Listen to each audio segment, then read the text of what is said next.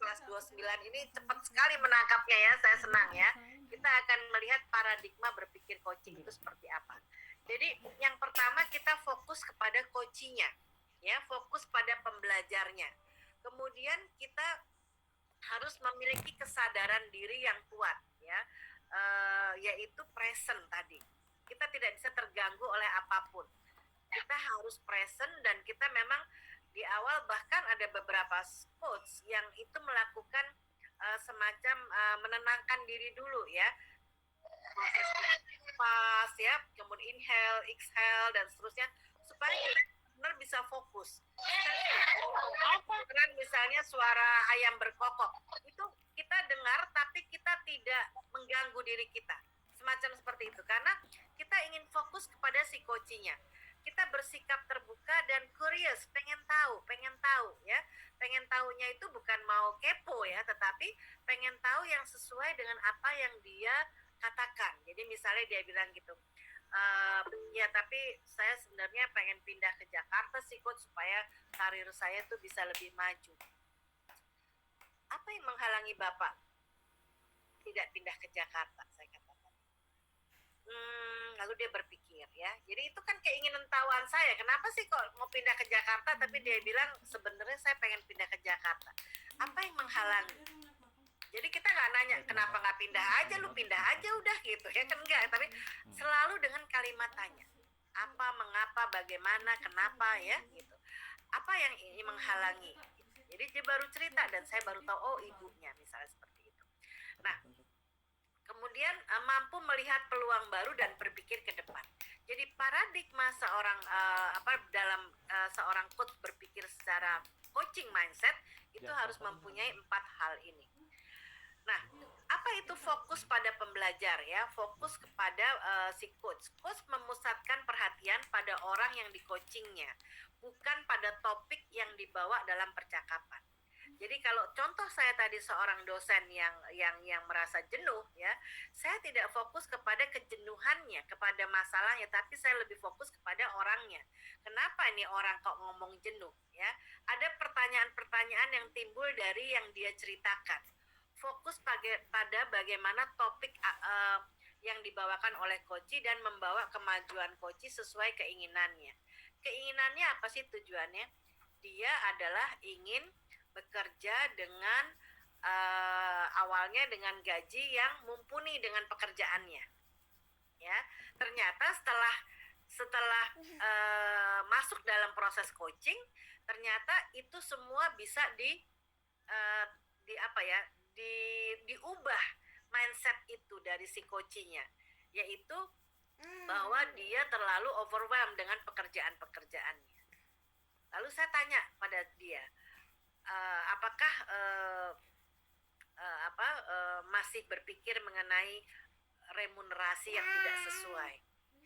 Iya, saya sih jadi berpikir nih coach nih sekarang nih bahwa saya percaya sih bahwa penghasilan itu semua di tangan Allah kan. Dan saya percaya kalau saya bisa lakukan yang terbaik itu saya pasti gaji itu ngikutin aja. Lalu saya tanya lagi dari situ dia cerita, Pak, Bapak tahu nggak kira-kira kenapa atasan Bapak itu selalu memberikan pekerjaan-pekerjaan penting itu kepada Bapak? Nggak tahu ya saya, ya mungkin dia karena ngelihat saya yang diem aja kalau dikasih misalnya. Usia atasan Bapak itu berapa sekarang? Udah hampir pensiun dia. Kira-kira selain Bapak ada nggak orang lain yang bisa menggantikan posisinya suatu saat? Dia ketawa. Lalu dia bilang, ya belum ada sih coach. Apakah Bapak pernah berpikir bahwa ada kemungkinan atasan Bapak itu mempersiapkan Bapak untuk menduduki posisinya suatu saat? Terus dia ketawa, wah mukanya langsung termotivasi gitu. Ya, nah pertanyaan-pertanyaan seperti itu hanya bisa diajukan oleh seorang coach kalau kita present, kalau kita mendengarkan dengan baik-baik dan kita mencoba untuk tahu fokus kepada si coachingnya, bukan kepada masalah dia tadi gajinya kecil, banyak pekerjaan dan seterusnya. Sebenarnya dia ini mau ngapain gitu, ya itu fokus pada si coachingnya bukan pada masalahnya. Lalu kita bersifat terbuka, ya, mempunyai pikiran yang terbuka terhadap pemikiran coach. Jangan pernah kita mengatakan itu salah coach, gitu ya, itu salah, itu nggak boleh dilakukan. Kita sama sekali tidak berkata begitu. Gimana dong caranya kalau kita tahu dia menyebutkan hal yang salah? Ya, kita berikan lawan katanya. Misalnya dia katakan, saya mau resign aja. Ya, lalu kita mengatakan, oh jangan resign. Nah, itu dalam hal proses coaching kita mengatakan apa yang dimaksud, apakah kata resign itu muncul secara emosi sesaat atau benar-benar Bapak ingin quit dari pekerjaannya. Nggak tahu, saya udah di ujung kepala saya aja. Apakah jika Bapak keluar dari tempat itu sudah ada pekerjaan yang lainnya? Nah, itu dia, belum ada coach. Nah, itu kan kita dapat lagi nih, gitu loh. Itu dia, belum ada coach. Tadi saya dengar kan Bapak kan tinggal dengan ibunya ya, yang juga sudah lanjut usia seperti itu. Tentunya apakah, saya ingin tanya nih jadinya, apakah pendapatan yang konsisten setiap bulan itu diperlukan apa enggak nih oleh Bapak? Iya dong, sangat diperlukan. Nah, apakah kembali tadi pengen resign itu sesuatu yang sesaat emosional, atau sebetulnya Bapak masih ada harapan nih melakukan sesuatu yang bisa membuat Bapak lebih bisa berkontribusi di sekolah tersebut? Nah, itu coach, saya tuh kepengennya memang tim saya itu bisa.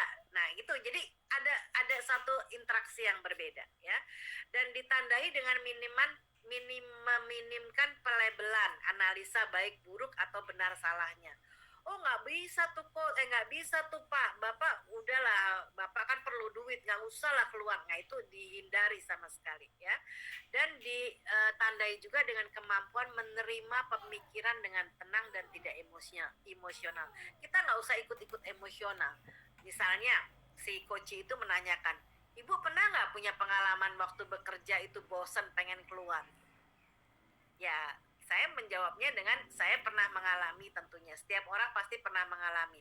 Tetapi kembali lagi, saya mencari seorang coach yang bisa membantu saya untuk mengembalikan motivasi itu. Oleh karena itu saya percaya percakapan kita ini walaupun baru 15 menit tadi udah dapat apa aja. Kita kembalikan ke tujuan awalnya. Kita kembalikan ke tujuan awal dia lagi, ya. Dan kita pengen lebih tahu banyak ya. Seorang coach itu memelihara rasa curiosity yang besar terhadap apa yang membuat coach itu memiliki pemikiran, pendapat ataupun perasaan tertentu. Kadang-kadang di awal-awal itu memang kayaknya seret gitu ya, mandek gitu. Tapi nggak apa-apa, biarkan berpikir. Kita pun berpikir dengan mendengarkan cerita dia. Nanti tadi disebutkan kan ada yang menanyakan kata kunci, Pak. Pak siapa tadi yang menanyakannya, Pak? Pak Fargi. Itu kata kunci. Ya. Kata kunci itu kita catat. Nanti kita akan dapatkan kata kuncinya ya. Nanti kita latihan mendengarkan. Dan kita memiliki presence, kesadaran yang kuat ya. Kesadaran yang kuat membantu coach untuk menangkap adanya perubahan dan juga menangkap adanya energi emosi tertentu. Pada saat si Pak dosen tadi mengatakan, Coach, ibu saya sudah tua dan saya harus tinggal dengan dia, raut mukanya itu berubah ya.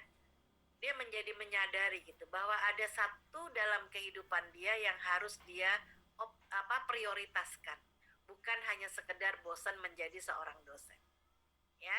Oke, tetapi kita nggak boleh sebagai coach nggak boleh ikut larut di dalam situ ya. Ibunya umur berapa, sehat apa nggak usah, itu nggak perlu ya. Jadi kita jangan terlalu larut. Keingintahuan kuat, tetapi kembali lagi kita harus ingat bahwa tujuan dia tadi apa. Oke, kita hanya berpikir oh berarti dia nggak mungkin pindah dari kota tersebut, dia nggak mungkin pindah ke Jakarta. Itu aja yang kita catat. Dan pada saat kita meng-coaching, kita mencatat poin-poin yang penting. Tapi kita juga harus melihat si coach dengan menatap matanya walaupun secara daring. Mampu melihat peluang baru dan masa depan. Jadi kita sebagai coach harus mampu melihat perkembangan dan juga membawa coach kepada masa depan. tadi saya dengan si Pak dosen setelah dia bisa mengatakan ada 2 tindakan yang dia lakukan, saya sedang menunggu nih minggu depan ini saya akan berjumpa kembali, saya akan menanyakan lagi gimana masalahnya apa. Karena di situ juga kita belajar pada saat itu bagaimana seseorang yang mempunyai grow mindset dengan fixed mindset itu berbeda. Seseorang yang udah fix mindset, udah nggak bisa diapa-apain, udahlah pokoknya saya jenuh, udah saya mau resign, saya udah nggak kerasan, saya udah segala macam ya. Tapi seseorang mempunyai grow mindset seperti Bapak Ibu sekalian pengen belajar, bisa mampu melihat masa depan. Oh iya, ada aha moment yang ditemukan di situ ya. Nah, kita akan masuk ke kompetensi coaching sebentar lagi. Ini yang tadi kita akan break setelah ini ya. Nanti kita akan endapkan dulu kompetensi coaching yang tadi tentunya Bapak Ibu udah nggak sabar lagi ya, apa aja sih caranya, bagaimana ya. Present itu kemampuan hadir secara utuh bagi coaching ya. Hadir secara utuh artinya kita tidak terganggu apapun. Kalau di tengah-tengah coaching kita kebelet gimana dong, Bu? Nggak apa-apa, kita bisa bilang pada saat kita memotong percakapan itu pada saat yang enak, ya kan? Seperti kemarin, kebetulan ini juga saya kejadian ya, pas dengan si Pak dosen itu tiba-tiba gelap nih, lampunya mati ternyata. Waduh, langsung dia WhatsApp saya, Coach maaf Coach, tiba-tiba lampu di rumah saya mati. Oh nggak apa-apa, tenang aja Pak, Bapak bisa gunakan data atau mungkin mau ditunda beberapa menit silahkan. Lalu dia keluar lagi, muncul lagi. Jadi nggak apa-apa, kita kemampuan kita untuk hadir utuh, tapi kalau ada hal-hal di luar kendala kita tinggal ungkapkan saja ya. Dan seluruh jiwa, raga, badan, pikiran, hati kita harus selaras pada saat melakukan percakapan coaching. Bagian dari kesadaran diri, dan ini membantu munculnya tadi yang Bapak Ibu tanyakan. Pertanyaannya gimana nih menciptakan pertanyaan, perlu latihan jam terbang apa enggak? Nah, kalau kita fokus present, itu akan muncul mindset dan kompetensi yang lainnya. Kita akan terbantu di situ ya, bersikap terbuka dan sabar serta ingin tahu lebih banyak. Kadang-kadang kita harus sabar dan sabar. Kenapa? Karena kadang-kadang pertanyaan kita kok kayaknya nggak klop nih sama si coachnya ya. Kita mencoba untuk bertanya hal-hal yang tadi kita catat, poin-poin kata kunci dari cerita dia itu apa. Nah ini yang tadi saya katakan mendengarkan secara aktif, yaitu kemampuan untuk fokus apa yang dibicarakan lawan bicara dan memahami seluruh makna yang terucapkan. Jadi proses coaching ini Bapak Ibu nggak bisa sambil atau terburu-buru. Misalnya Bapak sama Ibu udah janjian sama kepala sekolah, tapi kepala sekolah bilang, Bu tapi 30 menit aja ya, habis itu saya ada meeting nih sama pengawas dan guru-guru. Nah kita akan mengatakannya seperti apa? Kita nggak bisa mengatakan, oh Bu nggak bisa Bu kalau cuma 30 menit. Kita mengatakan, Bu sebaiknya kita atur aja waktu yang paling santai, yang paling enak, di mana Ibu bisa meluangkan full 1 jam, itu kapan Bu? Saya menyesuaikan, biasanya seperti itu. Supaya kita juga bisa mendengarkan aktif dan waktunya itu juga tidak terburu-buru. Nah, mendengarkan aktif itu artinya apa Bapak Ibu? Yaitu kita nggak boleh asumsi. Ya, kita tidak boleh udah, wah pasti nih guru ini nih udah nggak baik nih, udah attitude-nya, kompetensinya tadi dibilang jelek nih pasti udah nggak baik ya. Judgment ya, memberi label pada situasi tertentu.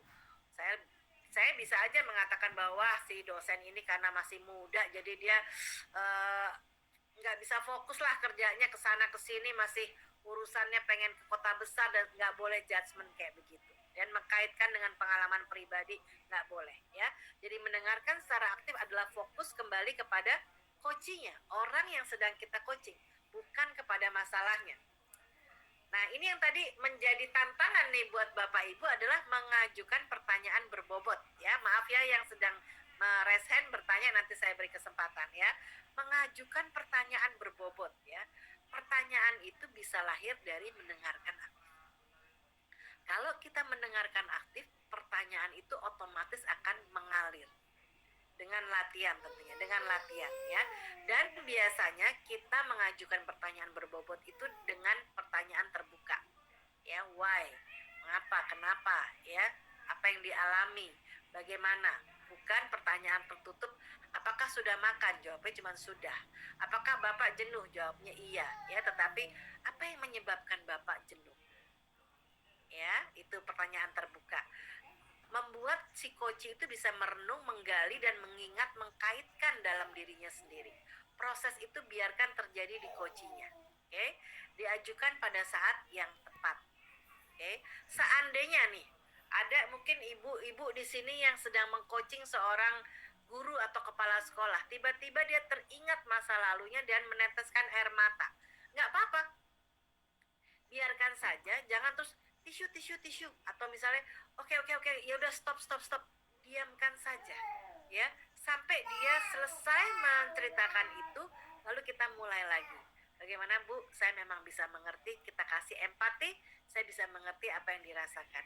Tapi saya ingin mengajak kali ini untuk kita kembali ke tujuan tadi ya Bu ya, tujuan coaching yang dalam waktu 30 menit ini. Nah, tadi jadi kita ubah ya, kita ubah seperti itu tapi dengan cara yang enak ya. Nah, ini bentuk pertanyaan terbuka itu apa, bagaimana, seberapa penting sih Bapak Ibu ini sekarang menjadi fasilitator pelatih ahli fasilitator sekolah penggerak. Buat hidup Bapak Ibu tuh seberapa penting sih? Kalau saya 10 Bu, kalau angka 1 sampai 10. Kalau saya 6, sebetulnya saya nggak suka sih. Tapi ya udahlah, saya karena udah kerjanya nyemplung di bagian pendidikan, saya coba-coba aja deh jadi fasilitator. Kan macam-macam setiap orang, ya kan? Nah, bagaimana agar Bapak ini walaupun tadi dikatakan ya kepaksa, nanti bisa lulus, bagaimana caranya? Ya saya berusaha Bu, nah segala macam gitu ya. Tidak menggunakan kenapa atau mengapa. Bukan pertanyaan tertutup. Apakah sudah makan? Apakah sudah mandi? Pertanyaan yang bisa dijawab dengan ya atau tidak itu sebaiknya dihindari. Ya, oke. Ini mengajukan pertanyaan. Nah, inilah kompetensinya Bapak Ibu sekalian. Ya, kita lihat dulu ya. Kompetensinya adalah kita mendengarkan dan bertanya dengan rasa. Rasa itu apa? Receive. Ya, receive. A-nya adalah acknowledge. S-nya adalah summarize. A-nya adalah as. Kita akan lihat satu persatu. Receive artinya adalah mendengarkan kata kunci.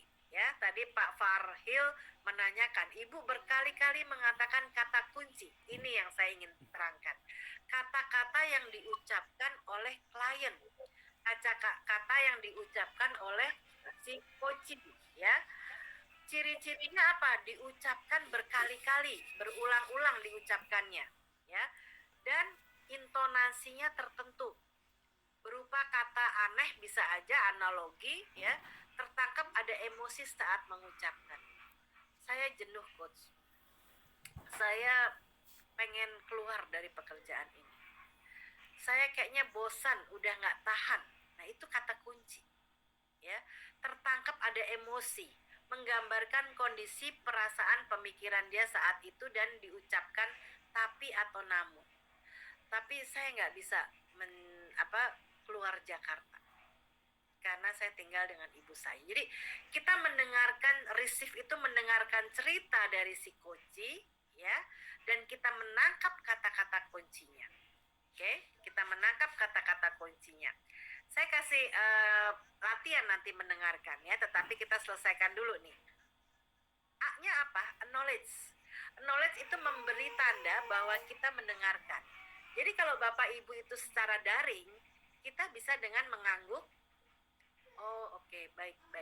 Ya, saya mengerti. Tetapi kalau kita berhadapan langsung offline, kita bisa dengan mimik kita, ya kan, mengangguk-angguk. Kita membuat suara-suara memang kita mendengarkan dengan aktif. Oke, iya, gitu ya. Memberi sinyal bahwa kita mendengarkan dengan aktif. Dengan anggukan ya, kontak mata. Nah, ini jangan salah nih. Makanya Bapak Ibu sekalian, kalau pada saat daring nih, posisi kameranya harus di depan sejajar dengan mata. Jangan miring. Bayangkan kalau saya memberikan training ini, materi ini, saya ngelihat ke sana ya. Saya karena ngelihat layar satu lagi, jadi Bapak Ibu, nah itu nggak baik ya. Tapi kita lebih baik kita melihat men-set komputer kita kameranya sejajar dengan mata kita, dan diusahakan kamera kita itu bersih ya, jangan ada kameranya itu bersih ya, jelas jadinya. Dan jangan menutup kamera, karena kita bisa melihat emosi, kita bisa melihat raut muka ya, memberikan perhatian penuh pada koci, tidak sibuk terus mencatat gitu ya, dan tidak terganggu dengan situasi lain. Misalnya nih, saya tinggal ini di daerah perumahan Jakarta yang jalanannya itu kecil ya, jadi suka ada tukang sayur, tukang apa lewat-lewat begitu ya. Saya tidak akan terganggu karena saya sudah present di sini. Saya mengajar, saya sudah siapkan dari semalam, saya mengajar di sini. Walaupun ada suara-suara yang lainnya. Jadi pada saat kita knowledge itu, walaupun ada gangguan ya, kita bisa fokus kepada coachingnya. Misalnya kita lupa mematikan HP kita, bunyi. Kita minta maaf sebentar ya, saya matikan HP saya. Langsung kita matikan seperti itu. Ya, ada orang yang gugup lalu mematikan HP hanya dipencet aja, bentar lagi bunyi lagi, bentar lagi bunyi lagi. Kita benar-benar harus silent di situ. Yang ketiga adalah summarize. Tadi apa? R-nya receive ya. Kita dengarkan cerita. Yang kedua adalah acknowledge ya. Acknowledge, kita memberikan anggukan, mengatakan oh iya dan seterusnya. Yang ketiga kita summarize. Saat coach selesai bercerita, kita merangkum untuk memastikan pemahaman kita sama. Ya. Jadi tadi yang dikatakan adalah begini ya, begini ya. Jadi kita tidak boleh menambah, tidak boleh mengurangi. Jadi yang saya tangkap apakah betul begini, hanya untuk meyakinkan bahwa apa yang kita pahami itu sama dengan yang dia ceritakan. Lalu gunakan kata kunci. Kita boleh berkali-kali mengatakan, jadi tadi dikatakan bahwa Pak dosen ini jenuh ya Pak ya, tetapi memang bekerja di situ sebagai semacam ini juga ya, balas budi pada saat itu. Betulkah begitu Pak? Iya betul, seperti itu ya. Digunakan untuk merangkum potongan-potongan informasi dan meminta konfirmasi dari coach apakah rangkuman itu betul. Apakah betul yang saya rangkumkan ini Pak? Iya betul. Ya, jadi ini summarize-nya. Dan yang terakhir adalah bagaimana kita nanti latihan mendengarkan ya. Coba ya, saya sebelum masuk ke yang lain, Bapak Ibu saya berikan contoh ya, latihan mendengarkan. Cari kata kuncinya ya, kita present sekarang, kita dengarkan. Saya baru diangkat menjadi kepala sekolah dari sekolah penggerak. Saya sangat bersemangat untuk menjadikan sekolah ini sekolah penggerak yang berhasil. Saya ingin sekali melihat sekolah kami ini berhasil melahirkan pelajar-pelajar Pancasila. Saya sendiri sejak dulu mengajar di sini. Jadi penunjukan saya sebagai kepala sekolah, apalagi sekarang ada program sekolah penggerak, ini kayak anugerah buat saya. Saya jadi punya kesempatan mewujudkan cita-cita saya. Cita-cita yang membuat saya memilih karir sebagai pendidik. Yang saat ini menjadi pertanyaan bagi saya harus mulai dari mana ya Pak? Coba, tadi yang Pak Daniel yang belum saya panggil, Pak Daniel, kata kuncinya apa Pak?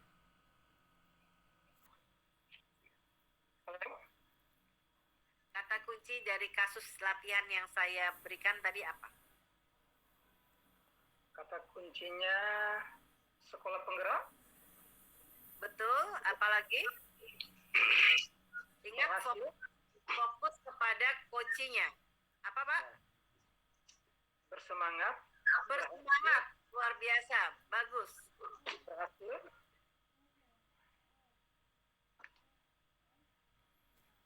Apalagi? Apa? Hasil. Hasil ya. Hasil. Sekolah penggerak yang berhasil ya. Wah, keren sekali Pak Daniel. Bagus, bagus. Ada lagi yang mau menambahkan? Pak Taufan? Ya Bu, yang saya tangkap tadi cita-citanya itu coachingnya itu mewujudkan pelajar Pancasila Bu. Jadi kita bisa kejar di situ. Oke, ingin mewujudkan cita-cita ya.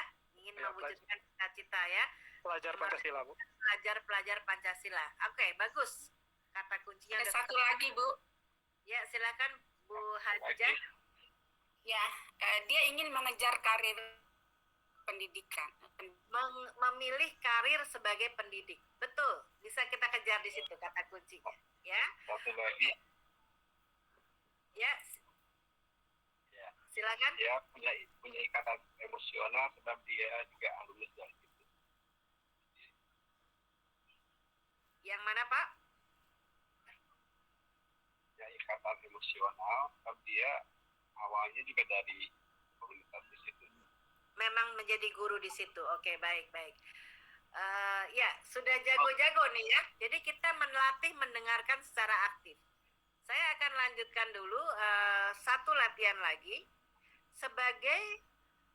Sebagian besar guru-guru yang saya pimpin ternyata belum sepenuhnya percaya dengan paradigma baru dalam pendidikan ini. Saya mulai bingung. Bagaimana bisa membuat mereka bisa percaya? Seharusnya kan mereka memiliki pandangan yang sama karena sekolah kami ini sekolah penggerak. Bagaimana ya membuat mereka percaya? Apa ini terjadi karena mereka itu tergolong sudah senior, jadi sulit untuk berubah? Apa kata kuncinya? Paradigma baru. Paradigma baru. Irharmi, Pak Irharmi. Paradigma baru. Paradigma baru, oke. Percaya. Belum Percaya. percaya paradigma, Bu. Percaya. Paradigma. Belum percaya paradigma. Ingat, fokus pada coachingnya. Mindset. Siapa yang sebut bingung tadi? Mindset. Bingung. Iya, betul ya. Jadi yang dihadapi adalah tantangannya adalah bingung, oke? Kemudian bagaimana cara membuat mereka bisa percaya? Itu kata kuncinya, ya. Jadi kita udah mulai belajar kata kunci itu dengan latihan mendengarkan seperti ini. Nanti kita ada latihan lagi, oke? Nah, sehingga pada saat kita sudah mendengarkan, kita bisa bertanya, rasa A-nya yang terakhir tadi pertama adalah receive ceritanya tadi, lalu kita membuat knowledge. Oh, oke. Jadi jadi Ibu tadi merasa bingung bagaimana ya memulainya. Lalu kita summarize. Apakah betul Ibu bahwa bagaimana ya para guru itu kok tidak bisa melihat dengan paradigma yang baru? Seperti itu sehingga Ibu mulai bingung bagaimana supaya membuat mereka percaya. Apakah seperti itu? Dan Ibu mengatakan juga tadi bahwa rata-rata mereka tergolong sudah senior. Apakah sulit untuk berubah? Iya betul itu Bu, betul tuh coach gitu ya. Jadi itu kita summarize. Lalu tadi udah ya receive, rasa itu receive, kita knowledge, kemudian kita summarize dan sekarang ask ya. Berdasarkan yang kita dengar dan hasil merangkum summarizing tadi, ajukan pertanyaan yang membuat pemahaman coach lebih dalam tentang situasinya. Nah, disinilah mulai kita menanyakan dengan pertanyaan berbobot. Oke, pertanyaan harus merupakan hasil mendengarkan dan mengandung penggalian atas kata kunci atau emosi yang sudah dikonfirmasi. Dalam format pertanyaan terbuka menggunakan apa, bagaimana, seberapa, kapan, siapa, dan di mana. Jangan gunakan mengapa atau apakah atau sudahkah. Dalam hal ini di latihan kedua, kalau kita mau bertanya, kira-kira kita akan bertanya, kasusnya tadi saya bacakan sekali lagi, sebagian besar guru yang saya pimpin ternyata belum percaya dengan paradigma baru dalam pendidikan ini. Saya mulai bingung bagaimana bisa membuat mereka bisa percaya. Seharusnya mereka memiliki pandangan yang sama karena sekolah kami ini adalah sekolah penggerak. Bagaimana ya membuat mereka percaya? Apa yang terjadi karena mereka itu tergolong sudah senior, jadi sulit untuk berubah. Kita fokus kepada coachingnya, dia mempunyai tantangan bagaimana membuat para guru-guru ini menjadi percaya dengan metode ataupun paradigma pendidikan yang baru. Kita mulai bertanya sama